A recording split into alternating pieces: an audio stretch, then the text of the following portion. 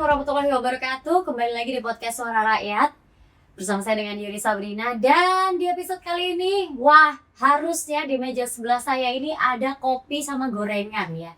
Jadi konsepnya itu kayak nyangkruk gitu loh, Empower ya kan. Soalnya apa? Soalnya anggota Komisi A DPRD Jawa Timur yang satu ini ternyata suka nyangkruk belusuan ke gang-gang sempit gitu loh katanya. Makanya aku tuh sekarang pengen nanya gitu kan sama Bro Erko. Selamat datang di podcast Suara Rakyat ya. Baru kali ini saya dapat episode podcast sama beliau gitu kan, sama Bro Erko. Katanya suka nyangkruk ya, suka apa? Belusukan ya kan. Bener ya?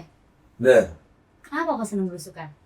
Ya, jadi dari pengalaman politik saya yang awal, itu saya jadi ketua tim pemenangan wali kota yang lalu. Itu di sana lah saya mengenal belusukan dalam arti sebenarnya. Kayak gimana tuh? Arti sebenarnya kayak gimana? Ketika kita belusukan itu ternyata kita bisa langsung mendengar, secara langsung mendengar itu artinya warga-warga yang kita datangin itu secara spontan menyampaikan aspirasinya. Apa sih yang mereka mau? Ya kadang melalui forum reses, yang melalui forum resmi itu kita nggak juga tahu. Karena ada yang mungkin malu bertanya dan lain-lain. Tapi kalau belusukan itu mereka secara spontan langsung ngomong. Ini tolong lihat ini keadaan rumah saya begini. Ini ada anak saya begini, ada suami saya begini. Jadi di sana kita bisa langsung tahu, ternyata belusukan seperti ini tidak efektif. Kalau menurut Bro Erko sendiri, kan sekarang tuh banyak sekali politisi yang aktif di medsos ya. Lebih efektif belusukan atau di medsos bisa juga lebih efektif daripada belusukan? Ya, tergantung dari sudut pandang mana dulu yang kita mau kejar ya. Kalau di medsos tentunya kita mau reach medsos kita. Ya, membesarkan medsos kita, banyak yang nge-like, banyak yang nge-review gitu ya. Tapi kalau kita belusukan ya kita tujuannya langsung nolong orang. Sekarang apakah kita belusukan nolong orang atau mendengarkan aspirasi itu harus kita naikkan di medsos, harus kita glorifikasikan. Ya itu juga enggak. Iya. Sebenarnya sih juga enggak. Iya. Malah tambah jadi akhirnya malah kayak riak gitu ya. Itu. Betul ya. Betul. Jadi lebih baik kalau belusukan ya udah kegiatan belusukan sendiri. Kalau mau mengaktifasi sosmed atau medsos bisa ada tim sendiri gitu ya? Iya. Ya? Oke. Nah, dari pengalaman belusukan, ada nggak sih yang benar-benar merubah Bro Erko memandang warga kita itu? Iya. Cara memandang warganya, cara memandang warga. Jadi itu juga salah satu turnback saya, poin penting saya, sehingga saya juga mau nyemplung benar-benar ya di dunia politik. Itu ya gara-gara belusukan juga. Artinya waktu itu di Surabaya ya, karena saya juga Surabaya. Di Surabaya, di kota yang sudah sangat metropolitan, segalanya ada. Tapi ternyata masih banyak cerita-cerita warga yang rupanya tidak terakomodir oleh pemerintahan. Ya. Nah, jadi tugas kita sebagai legislatif atau wakil rakyat, kita lah yang harus bisa menyuarakan itu. Meskipun kita tidak punya kekuatan eksekutorial, kita hanya legislatif. Tapi dengan adanya kita, ya warga ini besar menaruh harapan supaya bisa didengar dan bisa di-handle lah permasalahannya seperti itu. Oke, jadi dengan ngobrol langsung kita tahu nih suara-suara rakyat yang banyak ternyata belum terdengar sampai ke pemerintah ya, Bro ya. Oke. Nah, kalau pas waktu belusukan nih, kira-kira ada nggak sih apa ya cerita-cerita dari warga pas ketemu langsung ya yang nggak muncul di medsosnya Bro Erko? Banyak atau Mostly tidak muncul. mostly nggak muncul? Mostly. Kenapa? Karena memang nggak mau muncul kan? Pertimbangan saya sangat keras kalau untuk dimunculkan. Satu, saya nggak mau mengeksploitasi mereka ya untuk hanya untuk di medsos. Saya rasa masih banyak jalan untuk bisa membuat medsos kita itu besar atau banyak viewer dan yang lain-lain. Jadi banyak sekali yang memang kita nggak post. Banyak sekali kita nggak post. Kayak kita harus lihat misalnya nolong satu keluarga yang orang tuanya tidak bekerja, yang hanya di rumah lah ya, terus ibunya yang bekerja. Kalau kita post keseluruhannya, ada anaknya, nanti kalau anaknya di sekolahnya gimana, masih tahu, oh ternyata bapak lu nggak kerja ya, oh bapakmu pengangguran ternyata. Itu kan set efeknya yang akan tidur.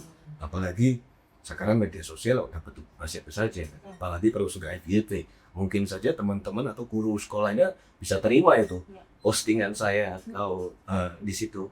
Jadi kan pasti akan ada efek domino di situ. Betul, ada dua efek yang berbeda ya. Satu positif, yang satu bisa jadi negatif ya.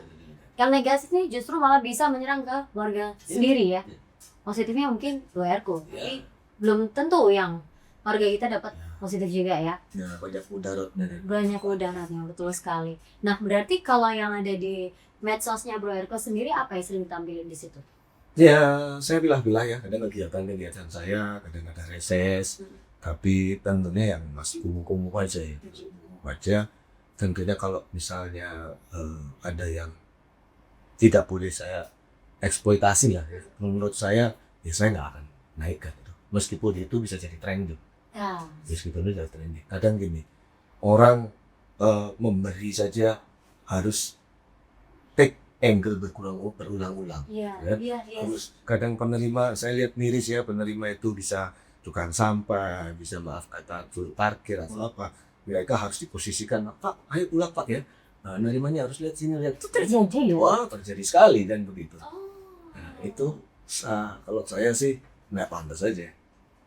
Jadi kadang orang-orang itu ngasih cuma hanya ngasih kotak, ya mungkin tidak melihat dari nilai ya. Tapi seperti itu menurut saya kan nggak pantas. Entah alasannya, wah ini harus ada publikasinya nih untuk sponsor nih, gini. Iya, saya rasa nggak segitunya. Jadi ya kasih aja mungkin dokumentasi, kita tidak perlu begini atau ya secara simbolis terlihat untuk memberikan sudah. Ternyata itu terjadi ya. Oh, terjadi banget. Itu saya kira cuma ada di cerita-cerita sinetron gitu loh, Bro, beneran. Oke. Wah, menarik. Nah, kalau ngomongin soal belusuannya Bro Erko ini kan kita sebutnya sebagai politik jalanan ya. Ngobrol langsung sama warga, tahu sendiri langsung apa keluhan-keluhan warga gitu. Sedangkan ada juga beberapa yang memang mereka lebih suka untuk berada di medsos, media sosial ya. Menurut Bro Erko sendiri, kelebihan dan keterbatasan dari politik digital versus politik jalanan itu apa? Iya. Jadi kita harus tentukan mau nembak pasar mana dulu tembunya. Kalau kita masyarakat urban yang mau kita tembak, masyarakat yang misalnya kurang mampu atau apa, ya itu kita mutlak harus turun. Ya harus berusukan di situ. Tapi kalau kita mau nembak ya kalangan lain, mahasiswa dan biasanya pemuda, ya di media sosial, di kafe atau gimana itu masih oke. Jadi beda segmentasi aja. Jadi kalau memang saya harus berusukan, nggak mungkin saya berusukan di kampus dong, nggak mungkin berusukan di area kafe di dekat-dekat kampus, sudah nggak mungkin. Nggak ada. Tapi kalau untuk mendekati mereka, ya caranya lain lagi. Kenapa Bro Erik tertarik untuk ngambil segmen urban? Iya, jadi saya rasa karena segmen urban ini perlu sentuhan khusus ya. Artinya kita perlu waktu, perlu perhatian.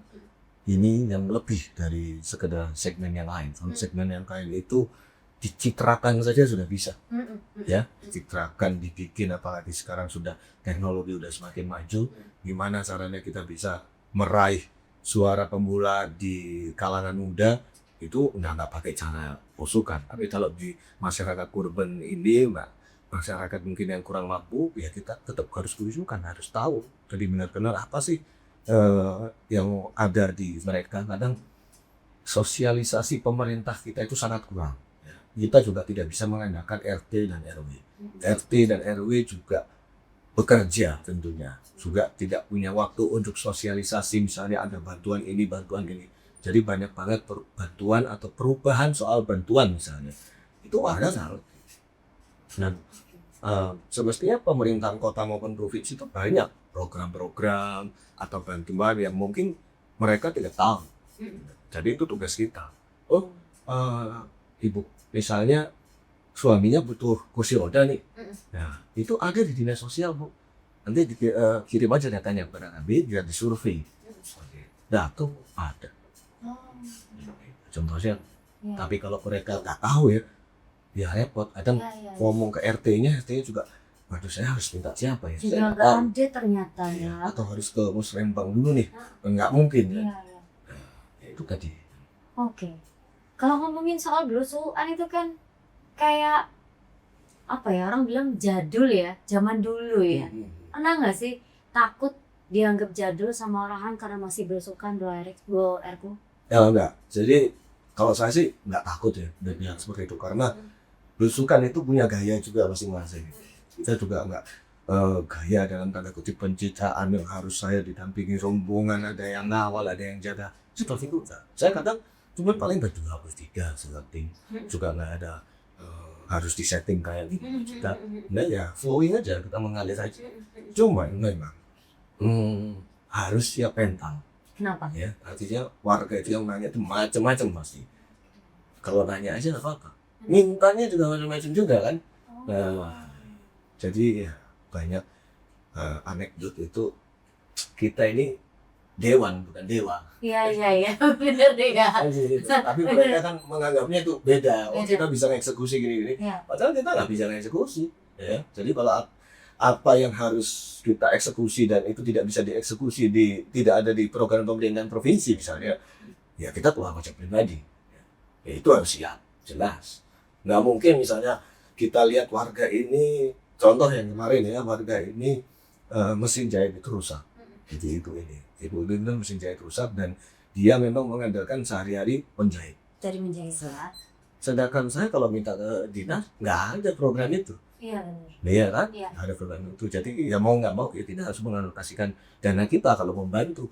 Ya udah kita itu untuk beliau untuk mereka ini seperti itu. Karena tak semua kebutuhan mereka nggak semua bisa kita penuhi. Betul. Baru tahu ini. Iya, tapi kalau ngomongin saya ngebayangin gini, kalau misalkan Bro Erko lagi datang nih sama 2 atau 3 orang tim gitu kan, lagi nongkrong di warkop atau apa, terus warga tahu gitu, wah ada anggota dewan tuh ya yang ambil di situ. Responnya mereka gimana sih waktu ada anggota dewan lagi nongkrong atau nyangkut? Kalau di masyarakat urban pastinya, wah ini ada dewan datang nih bagi-bagi duit nih. Oh Nah, iya. kan begitu. Padahal kan nggak kampanye. Gitu. Iya. Kalau kampanye atau apa bagi sembako atau apa itu udah oke lah, mereka udah tahu. Tapi kalau tidak di masa kampanye kami datang, mereka juga pasti melihatnya, wah ini ada apa? Ada apa nih gitu ya? Padahal ya kita cuma berusaha biasa untuk melihat gimana di ini, tapi kita harus tetap siap. Nah, harus tetap siap. Siap itu dalam arti apa Mas? Siap apa? Ya kita siap logistik. Oke. Pastinya itu kita Berarti tidak ya. tiba-tiba anak-anak atau apa itu kita harus menganggarkan itu sendiri. Pasti kita nggak mungkin turun dengan tangan kosong, Nggak bawa ya apa-apa kan? ya. Bawa apa-apa, kebetulan ada yang butuh begini-begini, kita nggak mungkin di. Ternyata berat juga ya jadi dewannya. Dari kocek sendiri ya? Dari baca berita. Wah, Pasti. luar biasa. Nggak mungkin kita bisa minta atau apa ya. Iya, benar juga sih. Nah, ini yang juga jadi salah satu pertanyaan saya. Waktu turun ke lapangan sama kerja formal di kantor, itu gimana caranya bagi waktu? Manajemen waktunya gimana? Kalau kerja di kantor kan kami biasanya hanya rapat ya, komisi, entah itu rapat badan atau enggak rapat paripurna. Di luar itu kami disitukan dengan yang namanya kunjungan kerja. Nah, jadi kalau memang tetap ada waktu, kalau saya sih misalnya ya menargetkan paling tidak kalau sibuk itu 2 minggu harus sekali lah. Oke. Kalau enggak pasti sebulan harus sekali. Seperti itu. Paling enggak gitu, Paling tetap harus ada jadwal untuk belusukan ya. Ya. Bro, ya? Oke. Seru kayaknya kalau ikut belusukan sama Bro Erko ya. Oke, Empower. Untuk segmen 1 kita sudahi dulu, tapi masih ada 2 segmen lagi, jadi jangan kemana-mana, tetap di podcast Suara Rakyat bersama saya Yuri Sabrina dan Bro Erko. Kembali lagi di podcast Suara Rakyat, dan kali ini saya masih bersama dengan Bro Erko, anggota Komisi A DPRD Jawa Timur ya. Masih ngomongin soal belusukan, menarik ini ya, karena kalau nggak tahu salah apa benar, tapi menurut saya nggak semua anggota dewan itu mau belusukan. Karena mungkin punya kepentingan masing-masing ya bro ya. Jadi kalau yang hari ini podcast sama saya Bro Erko, saya penasaran nih. Apa yang paling sulit pas lagi belusukan? Apakah cuaca mungkin pas hujan gitu? Atau mungkin capek gitu, tapi tetap harus belusukan ya? Tadi kan mesti harus dijadwalkan belusukan ya? Atau ekspektasi warga yang bikin ngerasa paling sulit waktu pas belusukan bro? Ekspektasi warga. Kenapa? Kalau capek mah ya baru capek. Ya baru masih capek. Cuaca kita bisa kalah. Ya. Tapi kalau ekspektasi warga ini kita Tadi seperti saya bilang harus siap mental. Mau punya logistik tapi kalau mentalnya nggak siap sudah kita akan down ya. Karena nggak hanya belusukan, ini pengalaman saya ya, karena belusukan itu apalagi seringnya itu belusukan saya itu mendadak ya. Jadi situ tidak diberitahukan gini. Jadi di situ pasti ekspektasi warga itu beragam. Tidak hanya ada yang suka, ada juga yang tidak suka. Dan tidak suka itu dia kira kita udah bawa tim, udah bawa kamera, video yang macam-macam, mereka kan menilai itu hanya wah ini cari panggung lah, ini cuma buat konten, ya kan? Seringkali begitu kalau kita memang banyak data, mereka itu sudah langsung tahu kan, wah ini mau buat konten ini nanti bagi-bagi duit begini. Artinya bukan politisi pun, banyak konten kreator yang datang ke kampung itu ya seperti itu. Akhirnya begitu kita datang juga udah ngiranya wah ini pasti bikin konten ini. Dan bikin kalau udah bikin konten make money mesti bagi dong. Seperti itu. Sampai segitu. Padahal kita itu baru mengenalkan bahwa kita ini wakil rakyat dari DPRD, mau meninjau apa sih, mau melihat-lihat ini, itu baru akan itu. Banyak yang seperti itu, no? Mostly. Banyak gitu. Dari celutukan yang di luar pada saat kita sini. Bener, mental tuh harus kuat ya, karena kalau nggak kuat mental ya ada yang nyelutuk dikit aja langsung baper gitu ya. Kita harus pintar-pintar menjaga mood juga. Kadang kita aduh nanti masuk gini, kadang tim itu juga udah waduh nanti gini lagi tuh kayak gang sebelah gini ya kita harus siap. Ya, ini kamu wakil rakyat saya bilang gitu. Kalau kamu wakil rakyat, bosnya siapa deh? Iya benar. Ya kan gitu. Jadi ya udah kalau ketika kamu memutuskan untuk menjadi wakil rakyat ini ya tanggung jawab ini harus diambil. Kalau dari Bro Erko sendiri ada nggak sih prinsip pribadi yang Bro Erko pegang waktu ketemu warga secara langsung? Prinsip pribadi kita nggak boleh menerima sesuatu aspirasi dari yang lain secara emosional. Emosional itu kan dua. Iya. Ya, emosional itu bukan marah saja. Kalau marah itu gampang. Iya. Emosional itu larut ke dalam apa yang mereka kesalkan. Sedangkan kita satu kali berusukan ketemu berapa hari. Uyang sendiri itu awal-awal itu saya sampai ikut mikir gitu. Burn out ya. Betul. Overthinking. Udah balik mikir ya ternyata gini. Wah besok ini berarti saya udah harus janji ini harus ingat nih. Jangan pernah berjanji lah kalau bisa melakukan. Itu akan kekejar terus. Kekejar sendiri. Bekerja sendiri. Oke. Ya. Makanya kalau memang tidak bisa langsung ngomong aja Bu, maaf tidak bisa Bu. Bisanya begini Bu. Nanti atau begini caranya. Jadi jangan sampai saya janji kalau bisa. Wah, oke kita bisa memang memenuhi janji itu. Tapi ternyata kita lupa. Nah itu. Dengan kesibukan lewat. Betul. Dan akhirnya mereka yang sudah menanam harapan ke kita, akan kecewa. Jadi kita benar tidak bisa. Sekali lagi kita berjanji itu benar tidak bisa. Tapi ya kelewat itu saja. Lewat. Karena kesibukan yang lumayan padat ya. Nah, kalau misalnya ada anak muda yang tertarik ikut model politik yang hadir langsung nih, punya tips nggak buat mereka dari Bro Erko? Ya, tipsnya sudah harus punya jiwa melayani ya. Jiwa melayani ya. Yang kedua tadi itu harus punya mental baja lah. Iya juga ya, benar juga ya. Saya pernah belusukan di daerah Kremil. Di situ itu kan notabene red light-nya Surabaya, di mana banyak preman dan yang lain-lain. Itu juga sudah pernah saya. Dari parkir itu udah dipajetin, dari kita turun udah diikutin, balik lagi minta duit, terus yang begini-begini ya udah nggak tahu semua. Jadi kalau benar-benar harus siap deh.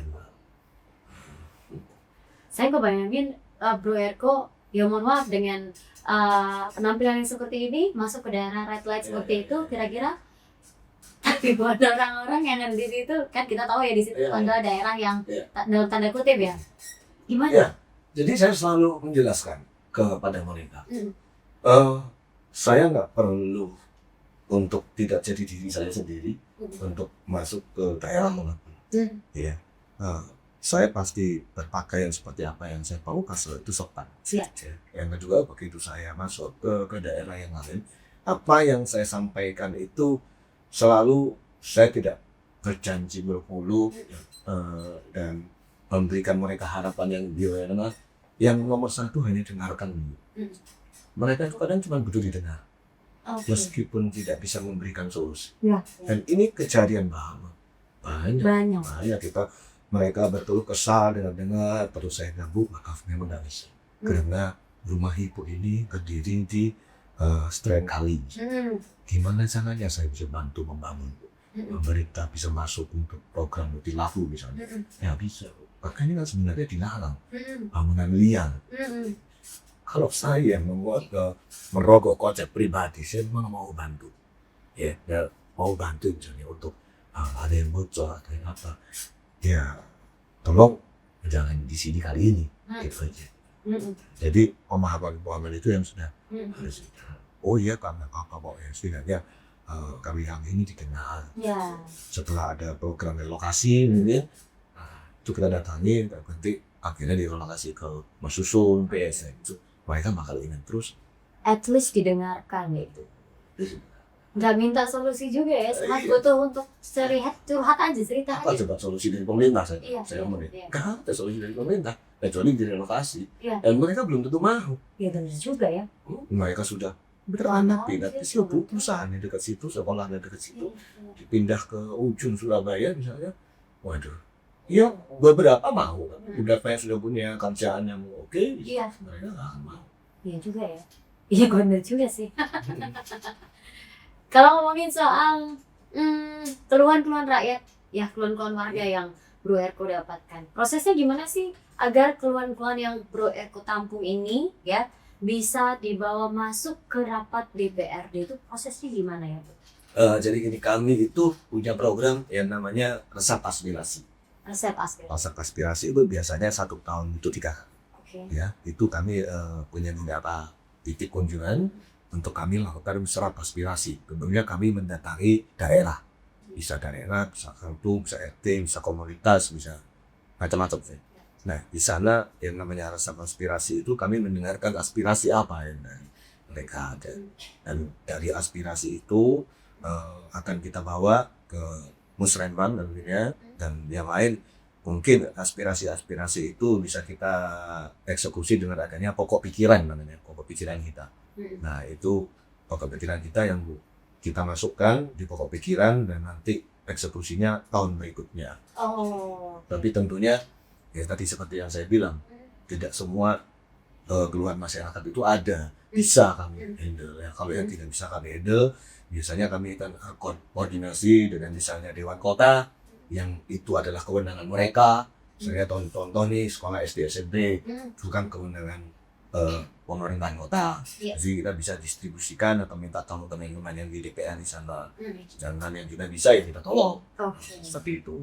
Jadi tetap ada prosesnya gimana agar suara rakyat ini bisa sampai dibawa masuk ke rapat Iya, DPRD. itu kami resep aspirasi dan ada lagi kegiatan sosial seperti sarasehan yang kami lakukan, seminar-seminar seperti itu juga merupakan aspirasi ya. Kita terima aspirasi. Oke. Kalau boleh tahu sudah berapa lama belusukannya, Bu? Bung kok Bu Bro? Saya belusukan mulai ya itu tadi ya. Mulai masih belum kampanye jadi anggota Dewan ya. Jadi udah waktu ikut tim pemenangan wali kota itu saya juga sudah ikut belusukan, tahu. Terus waktu saya jadi ketua partai, saya juga memprogramkan itu di kota Surabaya waktu itu. Saya programkan untuk mengajak anak-anak DPC kecamatan ini, ayo kita berkegiatan sih. Ini sampailah kepada saya kampanye, tetap melakukan itu, meskipun sampai sekali. Setelah jadi pun, ya alhamdulillah saya tetap bisa kerjakan itu. Jadi itu sebenarnya sudah menjadi sebuah habit ya, bahkan sebelum jadi anggota Dewan ya, Bro ya. Oke. Nah, kalau sejauh dari mulai sebelum jadi anggota Dewan sampai sekarang, kira-kira kebijakan apa yang lahir dari hasil belusukannya Bro Erko tadi? Jadi mungkin bukan kebijakan ya, kalau kita bicara kebijakan itu bukan ada di kami.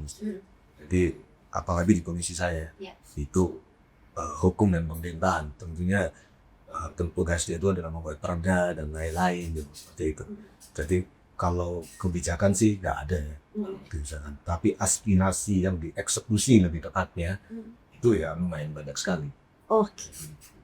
Jadi banyak dapat aspirasi dari warga ya? Ya, dari aspirasi dari warga itu pun kita memberikan masukan kepada Dinas, pada pemerintahan, eksekutif untuk diadakan program-program seperti ini. Kenapa? Kita di masyarakat itu ternyata banyak yang minta ini, pelatihan UMKM.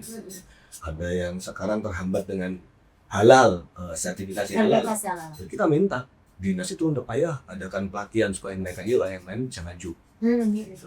Jadi artinya banyak aspirasi-aspirasi yang bisa dibawa ke program-program pemerintah yang akan datang ya, bisa diajukan lah. Betul. Gitu. Nah, kalau untuk anggota dewan lain nih, kira-kira responnya gimana nih ya sama gaya kerjanya Bro Erko yang belusukan ini? Ada yang komplain nggak atau mungkin pro aja gitu? Ya lah, mereka juga sudah pro aja. Pro aja ya. Mereka ngelihatnya, aku ya mumpung masih muda, bisa begini-begini, itu pro aja. Pro aja ya, support ya. Support. Oke. Kalau di politik jalanan ini bisa jadi budaya baru nggak sih kira-kira di DPRD Jatim, Bro? Saya rasa politik jalanan itu bukan juga budaya baru ya sebenarnya ya. Sudah lama ya, old school lah. Jadul itu tadi ya? Jadul tadi. Tapi kita gimana cara mengemasnya? Cara mengemasnya supaya bisa diterima yang sekarang ini. Jadi nggak ada harus sukan marah-marah atau bagaimana, tapi lebih tepatnya kita bisa mengemasnya dengan gaya yang sekarang. Oke. Pertanyaan terakhir di segmen kedua, harapan Bro Erko untuk Surabaya atau Jawa Timur? Kalau gaya politik kayak gini diperluas gimana? Ya, bagus sekali. Jadi seperti tadi yang saya bilang, sosialisasi yang kita lakukan melalui belusukan itu tepat sasaran. Sangat tepat sasaran. Karena kita tahu program bantuan masyarakat pemerintahan itu juga banyak yang tidak tepat sasaran. Sangat banyak yang tidak tepat sasaran. Dan menerima manfaat harus gamis, keluarga miskin. Kadang keluarga miskin juga tidak betul itu. Artinya program misalnya ada rombong gratis ya, di mana yang dapat harus gamis. Kadang gamis itu juga dia tidak perlu rombong, dia perlu pelatihan UMKM untuk bisa masak, baru nantinya butuh rombong. Jadi kalau dikasih rombong duluan dia nggak bisa masak, akhirnya ini dia jualan rombong. Iya benar. Dia kurang tepat ya, tidak tepat sasaran. Oke, baik. Empower, jangan kemana-mana, masih ada satu segmen lagi bareng sama Bro Erko, masih tetap di podcast Suara Rakyat. Kembali lagi di podcast Suara Rakyat. Kali ini segmen terakhir ya, tapi masih baru mau mulai pertanyaan yang pertama. Ngomongin soal politik yang relevan dan manusiawi. Ini ada hubungannya sama membangun politik yang otentik, dekat, dan punya dampak nyata. Ini ada hubungannya juga sama Gen Z gitu kan. Bro, kenapa ya banyak banget Gen Z itu cuek sama politik? Menurut Bro Erko itu alasannya apa sih? Jadi kenapa cuek? Cuek karena mungkin apa yang mereka terima, apa yang kita semua saksikan itu hanya keburukan. Jadi memang suatu kesalahan atau keburukan atau apapun itu di politik itu dikonsumsi dia lebih banyak yang mau daripada menceritakan kebaikan-kebaikan misalnya. Betul. Apalagi di politik, karena di politik itu kebaikan itu dianggap sebagai pencitraan sebenarnya. Jadi persepsi seperti itulah yang memang tidak sengaja atau mempengaruhi langsung kepada anak-anak muda. Jadi mereka sudah malas berpolitik. Karena itu jadi itu mendapatkan tanggung jawab maklumannya di sini melalui media juga agar bisa mengatur bagaimana porsi yang mana yang harus disajikan kepada anak muda, tentunya apalagi radio anak muda. Yang penting ya kita tidak usah berat-berat soal politik. Iya. Yang penting bikin anak muda itu melek politik dan tahu politik itu asik. Iya. Sebenarnya itu aja ya sih. Jadi nggak perlu sampai dalam banget, paling nggak bikin kalau politik itu ternyata tidak menjengahkan itu ya. Apa yang bisa bikin politik menarik lagi buat generasi muda lainnya yang Bro Erik sampaikan barusan? Selain itu? Iya, keterlibatan anak muda ke dalam politik. Jadi politik ini harus membuka selebar-lebarnya, bukan hanya menjadi khusus, tapi dibuka selebar-lebarnya untuk anak muda bisa involve, untuk masuk ke dalam perpolitikan. Politik itu tidak harus anak muda atau anak-anak yang baru ini harus nanti mau nyalek, harus nanti mau jadi apa di bidang politik. Tidak harus juga gitu. Jadi kita bikin kegiatan misalnya, ini tugas kita semua pakai politik tentunya yang lain, itu bikinlah kegiatan yang bisa mengajak anak muda, yang setidaknya mengajarkan mereka itu untuk melek politik saja. Artinya melek politik itu tahu bagaimana politik yang baik, ikut serta dalam kontestasi politik, ikut mengawasi jalannya kontestasi politik. Ya. Jadi juga menghimbau atau mengajak teman-teman yang lain untuk juga ikut dalam kontestasi politik misalnya, seperti itu. Tentunya dengan cara yang baik dan benar. Literasi mereka lebih banyak daripada orang awam. Artinya mereka juga bisa tahu, kamu mau pilih caleg siapa, mau pilih kepala daerah mana, sudah bisa nge-search di mana, dan kamu sudah tahu backgroundnya, dan inilah seperti itu. Oke. Itu salah satu bentuk integritas dari Bu Eko juga ya kalau aku lihat ya. Ya. Betul ya, seperti dan itu sudah dijalankan lama. Iya. Jadi memang saya punya konsentrasi di situ, makanya waktu juga saya kampanye dan lain-lain, saya juga sangat konsen apa yang saya sebut serangan udara. Artinya serangan udara itu di media sosial dan lain-lain. Itu serangan udara. Kalau kita ngomong serangan udara itu yang tadi berusukan. Berarti kita harus tahu bahwa kita punya pasar, punya konstituen yang harus diraih, yang harus diambil. Tidak dengan jalan bertemu langsung, bagaimana kita bisa meng-grab mereka dengan cara di media sosial di lain. Oke, berarti antara belusukan sama di medsos itu semuanya harus berjalan seimbang gitu ya. Ini pertanyaan tentang integritas tadi. Gimana sih caranya Bu Eko untuk tetap menjaga integritas saat terjun langsung, nggak cuma pas saat kampanye aja? Ya, jadi tadi yang seperti saya bilang, ini dibutuhkan konsistensi. Artinya jangan sampai kalau kamu itu datang cuma pada saat kampanye saja, setelah kamu jadi lupa kamu itu. Wah, itu berat gitu. Jadi gimana caranya supaya konsisten? Ya kita masukkan dalam program kerja, dan kita juga bicarakan dengan tim, dengan staff. Artinya jadi staff, tim itu bisa juga saling mengingatkan kita, ayo ini sudah ada program kerja yang harus dijalani, ayo mau harus turun, dan itu ada jadwalnya, kita turun bawah, dan sudah. Jadi akhirnya konsep-konsep itu tadi menjadi satu proker yang harus dijalankan setiap hari. Mau ketemu siapa aja, kadang kita bukan acara belusukan atau bukan acara les ya, kita kadang pasti ketemu warga itu ya, kita harus siap juga. Siap kapan? Siap tahu misalnya ini lagi ada apa nih, program apa yang bisa dibagikan. Itu kita. Oke. Ternyata jadi dewa tuh lumayan berat ya. Aduh. Kira-kira Bro Eko masih percaya nggak sih sama idealisme di politik hari ini? Percaya. Kenapa?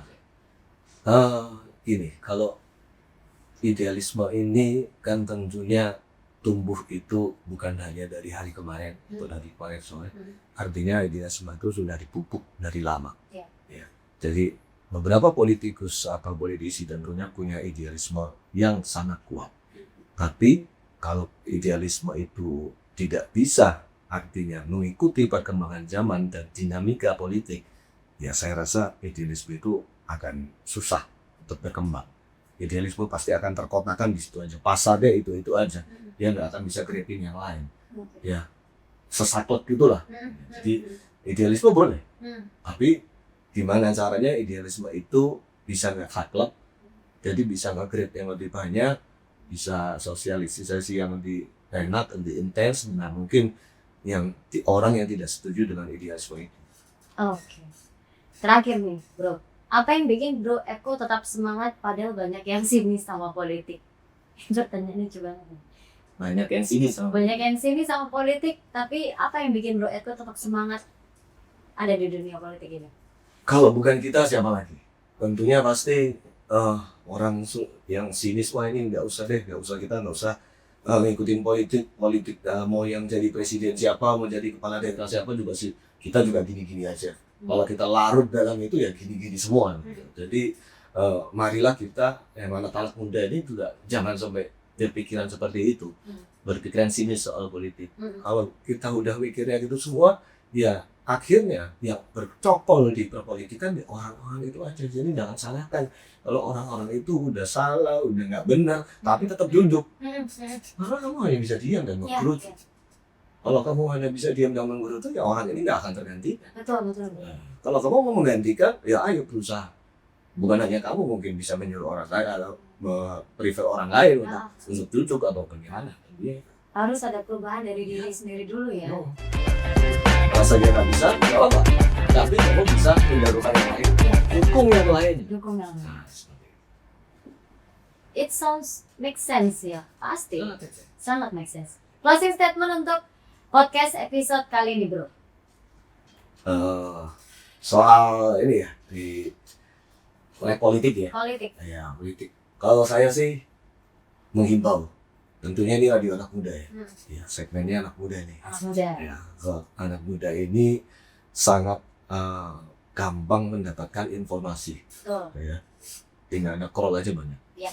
Tapi kalau tidak pintar untuk memilah-milah informasi mana yang harus dibagikan lagi, ini akan jadi fatal. Ya. Apa bedanya dengan orang yang gaptek hanya terima satu berita atau langsung terus-terusin. Kita anak muda ini punya kemampuan untuk menganalisa lebih. Ya, bisa diverifikasi lah ke wakal berita yang lain atau bagaimana. Jadi pintarlah berpolitik, yang awal itu perhatian atau berikan waktu untuk melek politik, setidaknya tahu bagaimana perpolitikan ini supaya bisa involve langsung. Banyak sudah anak muda yang sudah jadi menteri, bahkan Pak Wapres kita sudah masih sangat muda, ya itu diberi kesempatan. Memang waktu akan menjawab, tapi kalau tidak diberi kesempatan, kapan kita bisa memimpin negara ini? Anak muda ini memimpin saya. Luar biasa. Yeay. Thank you, bro. Empower. Ya, hari ini episode podcast politik jalanan yang sudah dibahas kupas-kupas bareng sama Bro Erko. Terima kasih, bro, sekali lagi sudah mau datang ke sini. Kita akan ngobrol-ngobrol lagi mungkin di kesempatan lain di episode kalian. Jangan lupa Empower untuk subscribe dan juga share ya YouTube channel M Radio agar semua orang bisa belajar politik, at least tahu, paham, melek politik gitu ya. Gitu. Saya Yuri Sabrina pamit dan juga Bro Erko pamit. Saya pamit dari podcast Suara Rakyat. Wassalamualaikum warahmatullahi wabarakatuh.